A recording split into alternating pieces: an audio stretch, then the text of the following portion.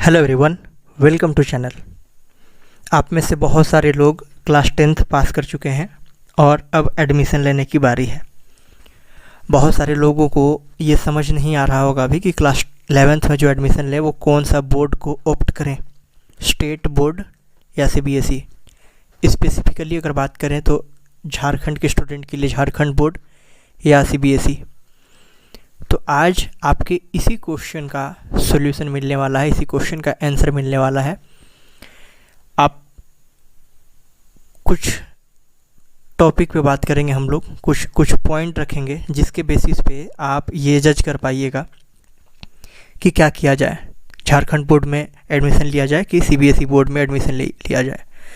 दोनों बोर्ड सही हैं, दोनों बोर्ड स्टूडेंट के लिए अच्छे हैं, बट प्रायोरिटी होती है अपनी अपनी। आप किस बेसिस पे जाना चाहेंगे, किस मोड को सेलेक्ट करना चाहेंगे, किस बोर्ड को सेलेक्ट करना चाहेंगे। तो मैं कुछ पॉइंट रखता हूँ आपके सामने और उन सारे पॉइंट के बेसिस पे आप खुद जज कर लीजिएगा कि कौन सा बोर्ड आपके लिए बेहतर होगा। चलिए डिस्कशन स्टार्ट करते हैं। सबसे पहला पॉइंट जो है वो है सिलेबस के बारे में, कि सिलेबस झारखंड बोर्ड का क्या होता है और सीबीएसई का क्या होता है।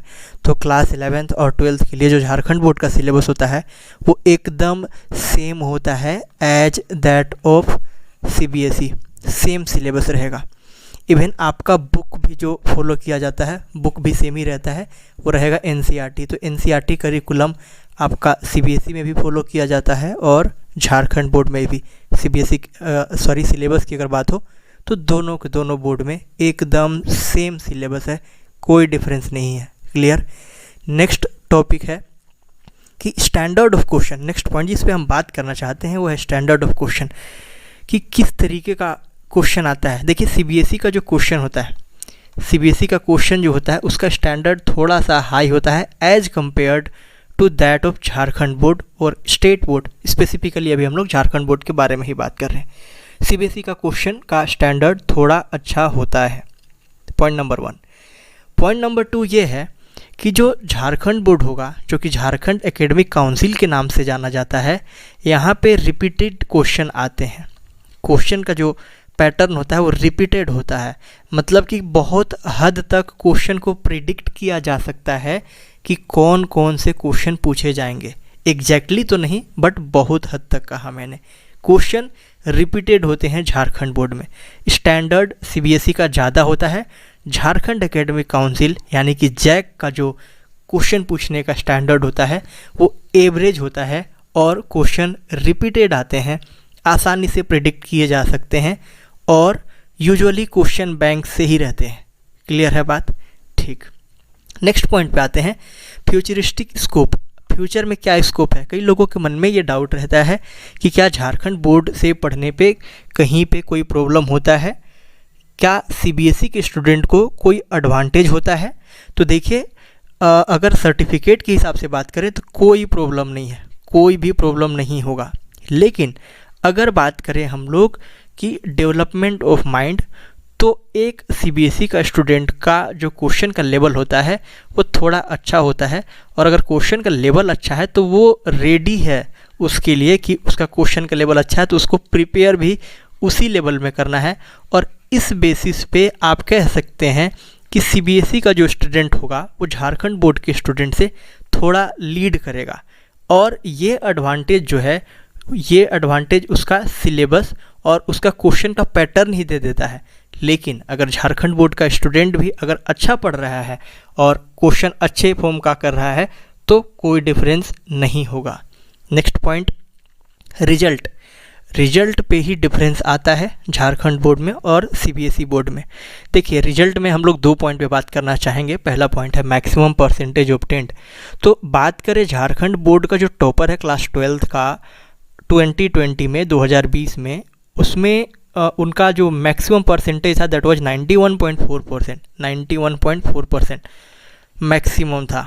और जो आपका सीबीएसई का था उसका ऑलमोस्ट 99 से ज़्यादा ही था, समझ गए। और ये हमेशा का बात है। तो जो झारखंड बोर्ड का स्टूडेंट होगा उसका 91.4, 92 यही अप्रोक्स मान के चलिए, और सीबीएसई का होगा उसका 99 के अराउंड में होगा, 100 के अराउंड में होगा। क्लियर है बात। इसका मतलब ये कि अगर आप कितना भी अच्छा स्टूडेंट है और झारखंड एकेडमिक काउंसिल से हैं, झारखंड बोर्ड से हैं, तो इसके बियॉन्ड नहीं जाइएगा, इसका बियॉन्ड आपका परसेंटेज नहीं जाएगा ऑलमोस्ट ऑन एन एवरेज। ये हार्श रियलिटी है, ये फैक्ट है, बट सीबीएसई का जाता है। दूसरा बात, एवरेज पास परसेंटेज अगर बात करें तो झारखंड बोर्ड का 2020 में 58% रहा है, मतलब 100 में से 58 आउट ऑफ 100 पास हुए हैं साइंस के स्टूडेंट, मतलब बाकी के जो 42% हुए वो फेल हुए हैं। इसका मतलब ये है कि पासिंग परसेंटेज सीबीएसई का बहुत अच्छा है झारखंड एकेडमिक काउंसिल के रिस्पेक्ट में। इसका मतलब ये कि यहाँ पे ज़्यादा बच्चे फेल होते हैं झारखंड एकेडमिक काउंसिल में। क्लियर हो गया बात। ठीक, तो ये रिजल्ट का बेसिस था, रिजल्ट का के बेसिस पे हम लोगों ने डिस्कशन किया कि क्या होता है मैक्सिमम परसेंटेज और एवरेज परसेंटेज यहाँ पर झारखंड बोर्ड में और सीबीएसई में। बात मार्किंग स्कीम का करें तो यूजुअली सीबीएसई में मार्किंग स्कीम जो है वो बेटर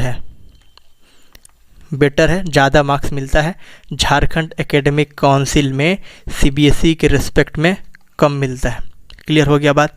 इसके साथ साथ मैं आपको ये भी बता रहा हूँ, ये एक्सपीरियंस है मेरा, 4 से 5 साल हो गए पढ़ाते हुए, और इस 5 साल में मैंने पाया है कि झारखंड एकेडमिक काउंसिल में कई अच्छे स्टूडेंट का भी रिजल्ट जो होता है वो ख़राब होता है। इस बार भी बहुत अच्छे स्टूडेंट का भी रिजल्ट ख़राब हुआ है, और ख़राब इन द सेंस कि कुछ लोग तो फेल भी हो गए हैं। तो यहाँ पे मार्किंग क्राइटेरिया जो है, मार्किंग स्कीम जो है, मार्किंग का जो तरीका है वो थोड़ा पुअर है, और इस वजह से कई बार अच्छे स्टूडेंट का भी परफॉर्मेंस जो होता है ख़राब हो जाता है।